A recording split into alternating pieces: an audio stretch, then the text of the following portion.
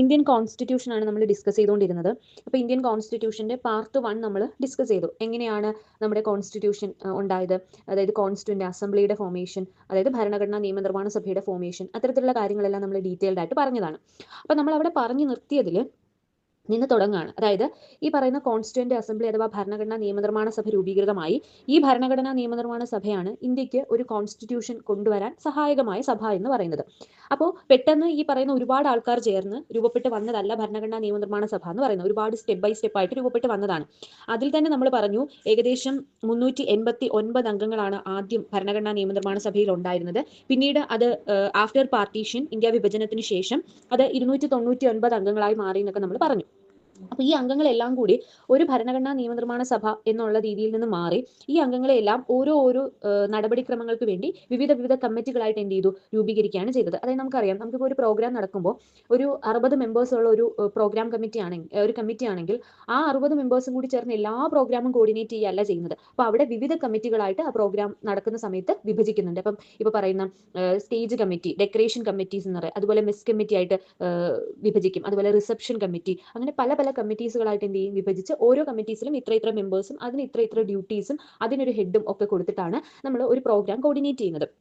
അപ്പോൾ അതേ കാര്യം തന്നെയാണ് ഇവിടെ ഇന്ത്യൻ കോൺസ്റ്റിറ്റ്യൂഷന്റെ ഫോർമേഷൻ സമയത്ത് ഭരണഘടനാ നിയമനിർമ്മാണ സഭയിലെ അംഗങ്ങളെ ഓരോ കമ്മിറ്റീസുകളായിട്ട് എന്ത് ചെയ്തു, ഡിവൈഡ് ചെയ്തു. അപ്പോൾ പ്രധാനമായിട്ടും നടപടിക്രമങ്ങൾ നടക്കുന്ന സമയത്ത് 22 കമ്മിറ്റീസ് ആണ് മെയിൻ ആയിട്ടും ഉണ്ടായിരുന്നത്. ഈ 22 കമ്മിറ്റീസുകളിൽ 8 മെയിൻ കമ്മിറ്റീസും ബാക്കി 14 സബ് കമ്മിറ്റീസുമാണ് ഉണ്ടായിരുന്നത്. 8 മെയിൻ കമ്മിറ്റീസും 14 സബ് കമ്മിറ്റീസും കൂടി ചേർന്നിട്ടാണ് ഭരണഘടനാ നിയമനിർമ്മാണ സഭയിലെ ആവശ്യങ്ങളെല്ലാം നിറവേറ്റിക്കൊണ്ടിരുന്നത്, അല്ലെങ്കിൽ അതിന്റെ പ്രവർത്തനങ്ങളെല്ലാം കൺട്രോൾ ചെയ്തുകൊണ്ടിരുന്നത്. അപ്പോൾ ഇതിനകത്ത് നമ്മൾ എക്സാം ഓറിയന്റഡ് ആയിട്ട് പഠിച്ചിരിക്കേണ്ടത് 8 പ്രധാനപ്പെട്ട കമ്മിറ്റീസുകളാണ്, അല്ലെങ്കിൽ 8 മെയിൻ കമ്മിറ്റീസുകളെ പറ്റിയിട്ടും അതിന്റെ ഹെഡ് ആരൊക്കെയാണ് എന്നൊക്കെ ഉള്ള കാര്യങ്ങൾ നമ്മൾ പഠിച്ചിരിക്കണം. അപ്പോൾ നമുക്ക് ഈ 8 കമ്മിറ്റീസുകൾ ഏതൊക്കെയാണെന്ന് നോക്കാം. അതിനകത്ത് ഡ്രാഫ്റ്റിംഗ് കമ്മിറ്റി, ഒന്നാമത്തെ committee drafting committee, advisory committee, road committee, അതുപോലെ steering committee, union subject committee, അതുപോലെ സ്റ്റേറ്റ് സബ്ജക്ട് കമ്മിറ്റി, അതുപോലെ പ്രൊവിൻഷ്യൽ കോൺസ്റ്റിറ്റ്യൂഷൻ, അതുപോലെ യൂണിയൻ കോൺസ്റ്റിറ്റ്യൂഷൻ കമ്മിറ്റി, ഇങ്ങനെ 8 മെയിൻ കമ്മിറ്റീസുകളാണ് ഉണ്ടായിരുന്നത്. അപ്പോൾ ഇതിനകത്ത് പ്രധാനപ്പെട്ട ചില കമ്മിറ്റീസുകളുടെ ഹെഡൊക്കെ നമ്മൾ കൃത്യമായിട്ട് നോക്കണം. ചില കമ്മിറ്റീസുകളുടെ അംഗങ്ങളെ നമ്മൾ ഓർത്തിരിക്കണം. അപ്പോൾ അതിനകത്ത് ഏറ്റവും മെയിൻ ആയിട്ടും ഏറ്റവും ഇമ്പോർട്ടൻ്റ് ആയിട്ടുള്ള ഒരു കമ്മിറ്റിയാണ് ഡ്രാഫ്റ്റിംഗ് കമ്മിറ്റി എന്ന് അറിയപ്പെടുന്നത്. അപ്പോൾ ഡ്രാഫ്റ്റിംഗ് കമ്മിറ്റി തന്നെ അറിയപ്പെടുന്നത് കമ്മിറ്റികളുടെ കമ്മിറ്റി എന്നാണ് ഡ്രാഫ്റ്റിംഗ് കമ്മിറ്റി അറിയപ്പെടുന്നത്. അതായത് ഈ 8 സബ് കമ്മിറ്റീസുകളിൽ ബാക്കി 7 കമ്മിറ്റീസുകൾ, മെയിൻ കമ്മിറ്റീസുകൾ, ബാക്കി 14 സബ് കമ്മിറ്റീസുകളിലും ഏറ്റവും ഹെഡായിട്ട് നിൽക്കുന്ന കമ്മിറ്റി ഏതാണ്? ഡ്രാഫ്റ്റിംഗ് കമ്മിറ്റിയാണ്. അപ്പം ഡ്രാഫ്റ്റിംഗ് കമ്മിറ്റി ഈസ് കാൾഡ് എന്താണ്, കമ്മിറ്റികളുടെ കമ്മിറ്റി എന്നാണ് അറിയപ്പെടുന്നത്. ഇനി അടുത്തൊരു പ്രത്യേകത എന്ന് പറയുന്നത്, ഈ ഡ്രാഫ്റ്റിംഗ് കമ്മിറ്റിയുടെ ചെയർമാൻ എന്ന് പറയുന്നത് ഡോക്ടർ BR അംബേദ്കർ ആണ്. അപ്പോൾ ഡ്രാഫ്റ്റിംഗ് കമ്മിറ്റി ചെയർമാൻ എന്ന് പറയുന്നത് ഡോക്ടർ BR അംബേദ്കർ ആണ്. ഡ്രാഫ്റ്റിംഗ് കമ്മിറ്റി ഫോം ചെയ്തത് 1947 ഓഗസ്റ്റ് 29-നാണ് ഡ്രാഫ്റ്റിംഗ് കമ്മിറ്റി എന്ത് ചെയ്തത്, ഫോം ചെയ്തത്. 1947 ഓഗസ്റ്റ് 29-നാണ് ഡ്രാഫ്റ്റിംഗ് കമ്മിറ്റി ഫോം ചെയ്തത്. 7 മെമ്പേഴ്സ് ആണ് ഡ്രാഫ്റ്റിംഗ് കമ്മിറ്റിയിൽ അംഗങ്ങളായിട്ടുള്ളത്. ആരെ കൂടി ഇൻക്ലൂഡ് ചെയ്തിട്ടുണ്ട്? ഡോക്ടർ BR അംബേദ്കർ കൂടി ഉൾപ്പെടുന്ന 7 അംഗങ്ങളാണ് ഈ പറയുന്ന ഡ്രാഫ്റ്റിംഗ് കമ്മിറ്റി മെമ്പേഴ്സ് എന്ന് പറയുന്നത്. അപ്പോൾ ഈ ഡ്രാഫ്റ്റിംഗ് കമ്മിറ്റികളുടെ കമ്മിറ്റി ആണ്. അതുകൊണ്ട് തന്നെ നമുക്ക് ഡ്രാഫ്റ്റിംഗ് കമ്മിറ്റിയുടെ മെമ്പേഴ്സുകളെ കൂടി എന്ത് ചെയ്യണം, ഓർത്ത് വെച്ചിരിക്കണം. അപ്പോൾ ഡ്രാഫ്റ്റിംഗ് കമ്മിറ്റിയിൽ മെയിൻ ആയിട്ടും 7 മെമ്പേഴ്സ് ആണുള്ളത്. അപ്പോൾ അതിനകത്ത് ഒരാളെ നമുക്കറിയാം, ചെയർമാനാണ് ഡോക്ടർ BR അംബേദ്കർ. അപ്പോൾ ഡോക്ടർ BR അംബേദ്കർ ഉണ്ട്. BL മിത്തൽ, അടുത്തത് BP മേത്ത, അടുത്ത ഒരാളാണ് KM മുൻഷി, അതുപോലെ മുഹമ്മദ് സാദുള്ള എന്ന് പറയുന്ന വ്യക്തി. അടുത്തത് അല്ലാടി കൃഷ്ണപിള്ള. അപ്പോൾ 6ാമത്തെ വ്യക്തി ആരാണ്? അല്ലാടി കൃഷ്ണപിള്ള. 7ാമത്തത് ആരാണ്? എൻ ഗോപാലസ്വാമി അയ്യങ്കാർ. അതാണ് 7ാമത്തെ വ്യക്തി എന്ന് പറയുന്നത്. അപ്പോൾ 7 വ്യക്തികളാണ് ഡ്രാഫ്റ്റിംഗ് കമ്മിറ്റി മെമ്പേഴ്സ് ആയിട്ടുള്ളത്. Ambedkar, BL Mittal, BP Mehta, KM Munshi, Muhammad സ്വാദുള്ള, Alladi Krishnapillai, N Gopalaswamy Iyengar. ഈ 7 പേരാണ് ഡ്രാഫ്റ്റിംഗ് കമ്മിറ്റി മെമ്പേഴ്സ് ആയിട്ട് ഉണ്ടായിരുന്നത്. അപ്പോൾ ഇത് പഠിക്കാൻ വേണ്ടിയിട്ട് നമുക്കൊരു കോഡ് യൂസ് ചെയ്യാനായിട്ട് പറ്റും. അതായത് കോഡ് എന്ന് പറയുന്നത്, അംബേദ്കർ മെത്തയിലിരുന്ന് DP നോക്കുകയാണ്, അതായത് ഫോണിൽ DP നോക്കുകയാണ്. അപ്പോൾ DP നോക്കുന്ന സമയത്ത് മുൻപിലേക്ക് സ്വാദുള്ള ലഡുവുമായിട്ട് ഗോപാലൻ വന്നു എന്ന് ഓർത്ത് വെച്ചിരുന്നാൽ മതി. അതായത് അംബേദ്കർ മെത്തയിലിരുന്ന് DP നോക്കുന്നു. അപ്പോൾ DP നോക്കുന്ന സമയത്ത് മുൻപിലേക്ക് നല്ല സ്വാദുള്ള ലഡുവുമായിട്ട് ഗോപാലൻ വന്നു എന്ന് ആലോചിച്ച് വെച്ചിരുന്നാൽ മതി. അപ്പോൾ ഇതിനകത്ത് ഈ പറയുന്ന അംബേദ്കർ മെത്തയിലിരുന്ന് എന്ന് പറയുമ്പോൾ അവിടെ ആരെ നമുക്ക് റിലേറ്റ് ചെയ്യാം? Doctor BR Ambedkar. മെത്തയിലിരുന്ന് എന്ന് പറയുമ്പോൾ DP മിത്തൽ എന്ന് പറയാം. DP നോക്കുന്നു. അപ്പോൾ DP നോക്കുക മീൻസ് DP മേത്ത. അതിനകത്ത് DP മേത്ത എന്നല്ല BP മേത്ത. അപ്പോൾ അതിനകത്ത് നമുക്ക് അങ്ങനെ റിലേറ്റ് ചെയ്യാം. അപ്പോൾ BP മേത്ത. അടുത്തത് മുൻപിലേക്ക് എന്ന് പറയുമ്പോൾ ആരാണ്? KM മുൻഷി. അപ്പോൾ KM മുൻഷി. അതുപോലെ സ്വാദുള്ള ലഡുവുമായി. അപ്പോൾ സ്വാദുള്ള എന്ന് പറയുമ്പോൾ എന്താണ്? മുഹമ്മദ് സാദുള്ള. ഇനി ലഡുവുമായി എന്ന് പറയുമ്പോൾ എന്താണ്? അല്ലാടി കൃഷ്ണപിള്ള. ലഡു അല്ല ഡി കൃഷ്ണപിള്ള. അങ്ങനെ ആലോചിച്ച് വെച്ചിരിക്കുക. അല്ലാടി കൃഷ്ണപിള്ള വരുവാണ്. ലഡുവുമായി ഗോപാലൻ എന്ന് പറയുമ്പോൾ എന്താണ്? N ഗോപാലസ്വാമി അയ്യങ്കാർ. ഇങ്ങനെ 7 മെമ്പേഴ്സ് ആണ് ഡ്രാഫ്റ്റിംഗ് കമ്മിറ്റി മെമ്പേഴ്സ് ആയിട്ടുള്ളത്. ഇനി പിന്നീട് കുറച്ച് കഴിഞ്ഞപ്പോൾ ഈ DP മിത്തൽ മാറി. DP മിത്തലിന് പകരം ആര് വന്നു? N മാധവറാവുവും അതുപോലെ തന്നെ DP മേത്ത മാറി TT കൃഷ്ണ ആചാര്യയും പിന്നീട് എന്ത് ചെയ്തു? ഡ്രാഫ്റ്റിംഗ് കമ്മിറ്റി മെമ്പേഴ്സ് ആയിട്ട് പകരക്കാരായിട്ട് വന്നു. അതായത് DP മിത്തലിന് പകരം BL മിത്തലിന് പകരം N മാധവറാവുവും BP മേത്തയ്ക്ക് പകരം TT കൃഷ്ണ ആചാര്യയും പകരക്കാരനായിട്ട് പിന്നീട് ഡ്രാഫ്റ്റിംഗ് കമ്മിറ്റി മെമ്പേഴ്സ് ആയിട്ട് വരികയുണ്ടായി. ഇതാണ് ഡ്രാഫ്റ്റിംഗ് കമ്മിറ്റി എന്ന് പറയുന്നത്. അപ്പോൾ ഡ്രാഫ്റ്റിംഗ് കമ്മിറ്റിയുടെ ചെയർമാൻ എന്ന് പറയുന്നത് ഡോക്ടർ BR അംബേദ്കർ ആണ്. ഇനി നമ്മൾ 3 കമ്മിറ്റീസ് പഠിക്കുകയാണ്. Union power committee, union constitution committee, state constitution committee. ഇങ്ങനെ 3 കമ്മിറ്റീസ്. അപ്പം ഇതിനകത്ത് തന്നെ നമ്മൾ ആലോചിക്കേണ്ടത് നമ്മുടെ യൂണിയൻ അതുപോലെ സ്റ്റേറ്റ് അതുമായിട്ട് ബന്ധപ്പെട്ട കമ്മിറ്റീസ് ആണ്. അപ്പോൾ union power committee, union constitution committee, state constitution committee.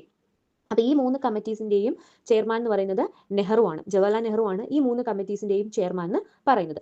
ഇനി അടുത്ത കമ്മിറ്റിയാണ് സ്റ്റിയറിംഗ് കമ്മിറ്റി. അപ്പോൾ സ്റ്റിയറിംഗ് കമ്മിറ്റി അതുപോലെ അടുത്തൊരു കമ്മിറ്റിയാണ് റൂൾ ആൻഡ് പ്രൊസീജിയർ കമ്മിറ്റി, അടുത്തൊരു കമ്മിറ്റിയാണ് ഫിനാൻസ് ആൻഡ് സ്റ്റാഫ് കമ്മിറ്റി, അടുത്തൊരു കമ്മിറ്റിയാണ് അഡ്ഹോക് കമ്മിറ്റി. അപ്പോൾ ഈ ഇത്രയും കമ്മിറ്റികളുടെ ചെയർമാൻ എന്ന് പറയുന്നത് ഡോക്ടർ രാജേന്ദ്ര പ്രസാദ് ആണ്. അപ്പോൾ ഡോക്ടർ BR അംബേദ്കർ ആണ് ഡ്രാഫ്റ്റിംഗ് കമ്മിറ്റി ചെയർമാൻ എന്ന് പറയുന്നത്.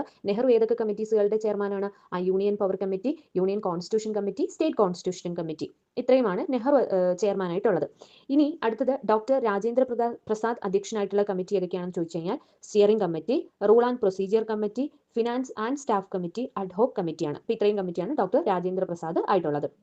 ഇനി സർദാർ വല്ലഭായ് പട്ടേൽ അധ്യക്ഷനായിട്ടുള്ള അല്ലെങ്കിൽ ചെയർമാൻ ആയിട്ടുള്ള കമ്മിറ്റീസ് ഏതൊക്കെയാണെന്ന് നോക്കി കഴിഞ്ഞാൽ അഡ്വേഴ്സറി കമ്മിറ്റി, അതുപോലെ fundamental right committee, tribal and excluded areas committee.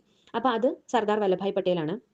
അടുത്തത് പ്രൊവിൻഷ്യൽ കമ്മിറ്റി, അതും സർദാർ വല്ലഭായ് പട്ടേലാണ്. അപ്പോൾ സർദാർ വല്ലഭായ് പട്ടേൽ അധ്യക്ഷനായിട്ടുള്ള advisory committee, fundamental right committee, tribal and excluded area committee, provincial committee, ഇതാണ് സർദാർ വല്ലഭായ് പട്ടേൽ അധ്യക്ഷനായിട്ടുള്ള കമ്മിറ്റി എന്ന് പറയുന്നത്. അപ്പോൾ ഇത്തരത്തിൽ പ്രധാനപ്പെട്ട കമ്മിറ്റീസുകൾ നമ്മളൊന്ന് ആലോചിച്ച് വെച്ചിരിക്കുക. ആരൊക്കെയാണ് ആ കമ്മിറ്റീസുകളുടെ എന്തെന്ന് പറയുന്നത് അധ്യക്ഷൻ എന്നുള്ള കാര്യം കൂടി ഓർത്തു വെച്ചിരിക്കേണ്ടതായിട്ടുണ്ട്. അപ്പോൾ അതിനകത്ത് മെയിനായിട്ട് നമ്മൾ ഓർത്തിരിക്കേണ്ട കമ്മിറ്റി എന്ന് പറയുന്നത് ഏതാണ്? ഈ പറയുന്ന ഓർത്തിരിക്കേണ്ട കമ്മിറ്റി എന്ന് പറയുന്നത് ഡ്രാഫ്റ്റിംഗ് കമ്മിറ്റിയാണ്. ഇനി നമ്മൾ ഇന്ത്യൻ കോൺസ്റ്റിറ്റ്യൂഷന്റെ ലാസ്റ്റ് പ്രസംഗമുണ്ട്.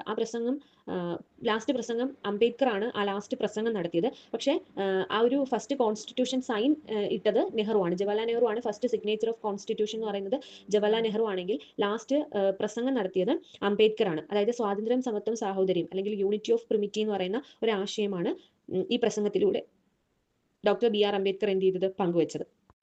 ഇനി നമ്മളെ ഭരണഘടനയെ പ്രധാനമായിട്ടും രണ്ടായിട്ടും തരംതിരിക്കാം.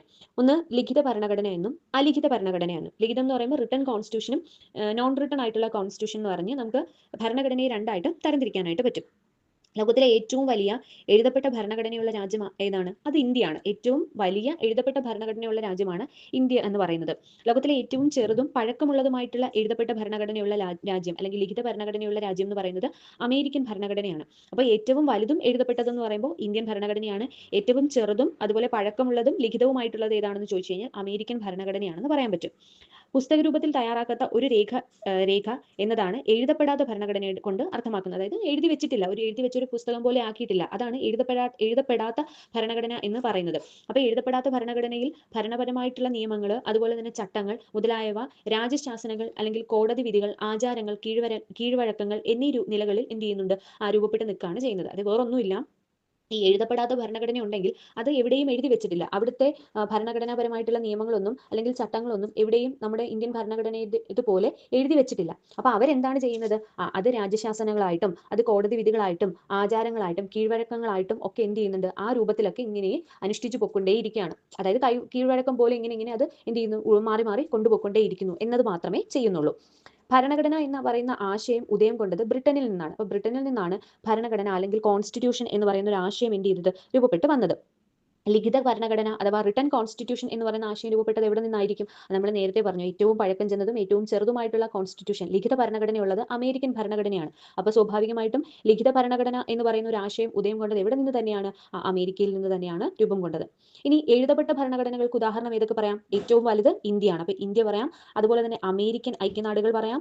ഓസ്ട്രേലിയ, ബ്രസീൽ, ദക്ഷിണാഫ്രിക്ക പോലുള്ള രാജ്യങ്ങൾ എഴുതപ്പെട്ട ഭരണഘടന ഉള്ള രാജ്യങ്ങളാണ്. ഇനി എഴുതപ്പെടാത്ത ഭരണഘടന എന്ന് പറയുമ്പോൾ ഏതൊക്കെയാണ്? ബ്രിട്ടന്റെ എന്തല്ല, എഴുതി വെച്ചിരിക്കുന്ന ഒരു ഭരണഘടന അല്ല, അതായത് എഴുതപ്പെടാത്ത ഭരണഘടനയാണ്, അലിഖിത ഭരണഘടനയാണ് ബ്രിട്ടൻ ഫോളോ ചെയ്യുന്നത്. ഇസ്രായേൽ, ഫ്രാൻസ്, ന്യൂസിലൻഡ് പോലുള്ളത് അലിഖിത ഭരണഘടനയുള്ള രാജ്യങ്ങൾക്ക് ഉദാഹരണമാണെന്ന് പറയാനായിട്ട് പറ്റും. ഇനി നമ്മൾ നമ്മുടെ ഇന്ത്യൻ ഭരണഘടനയിലേക്ക് വരികയാണ്. അപ്പോൾ ഇന്ത്യൻ ഭരണഘടനയുടെ പ്രത്യേകതകൾ എന്തൊക്കെയാണ്, അല്ലെങ്കിൽ സവിശേഷതകൾ എന്തൊക്കെയാണെന്ന് നോക്കാം. ഒന്നാമത് നമ്മൾ പറയുന്നത് ഏതാണ്?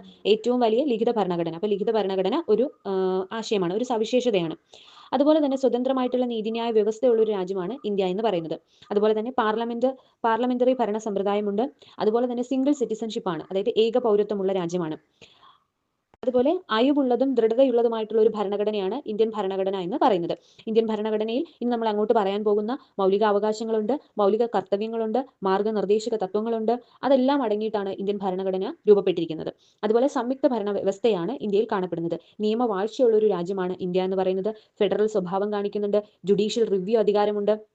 അതുപോലെ അധികാരം വികേന്ദ്രീകരണം നമ്മുടെ ഈ ഭരണഘടനയുടെ സവിശേഷതയായിട്ട് പറയാം. അതുപോലെ പാർലമെന്ററി പരമാധികാരത്തിന്റെയും ജുഡീഷ്യൽ മേധാവിത്വത്തിന്റെയും സമന്വയമാണ്. ഇത് രണ്ടും കൂടി ചേർന്നതാണ്. ഇത് പാർലമെന്ററി പരമാധികാരവും ഉണ്ട്, അതുപോലെ തന്നെ ജുഡീഷ്യൽ ആയിട്ടുള്ള മേധാവിത്വവും ഉള്ള ഒരു രാജ്യമാണ് ഇന്ത്യ എന്ന് പറയുന്നത്. സെക്യുലറിസം കാണിക്കുന്നുണ്ട്. യൂണിവേഴ്സൽ അഡൽട്ട് ഫ്രാഞ്ചൈസി ഉള്ള രാജ്യമാണ്. അടിയന്തര വ്യവസ്ഥകൾ കാണപ്പെടുന്നുണ്ട്. എമർജൻസി സിറ്റുവേഷൻസിനെ ഫയർ ചെയ്യാൻ വേണ്ടിയിട്ടുള്ള എമർജൻസി ആയിട്ടുള്ള സിറ്റുവേഷൻസ് ഹാൻഡിൽ ചെയ്യാനുള്ള വ്യവസ്ഥകളുണ്ട്. സഹകരണ സംഘങ്ങളുണ്ട്. അപ്പോൾ ഇത്തരത്തിലുള്ള പ്രത്യേകതകൾ അല്ലെങ്കിൽ ഇത്തരത്തിലുള്ള സവിശേഷതകളുള്ള ഒരു രാജ്യമാണ് ഇന്ത്യൻ ഭരണഘടന എന്ന് ഭരണഘടന ഉള്ള രാജ്യമാണ് ഇന്ത്യ എന്ന് പറയുന്നത്.